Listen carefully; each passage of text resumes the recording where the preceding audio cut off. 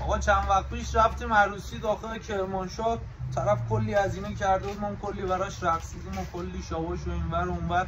یه پسر 45 کیلویی مثل همتر اومد با یه حرکت خیلی زشت عروسی طرفو خراب کرد. حالا همه خراب شد، عروس گریه کرد، داماد قهر کرد، فامیلا رفتن، مهمونی به هم خورد.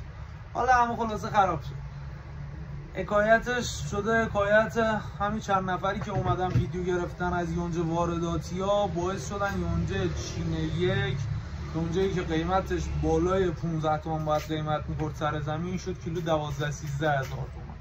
اینا فقط یه چالش به وجود آوردن که خرید فروش یه خورده متوقف شد، دامدار و گاودار از اون طرف پول خوردن، بارشون رو خرید نکردن، خیلی از بارا دپو شده، ضرر کردن. چون اصلا زمینه یونجه نداریم ما، چیزی که بخواد چی بشه، بخواد بیاد تو بازار عرضه بشه به بازار، حداقل کیلوی 20,000 تومان تو تهران 42 توزیع میشه.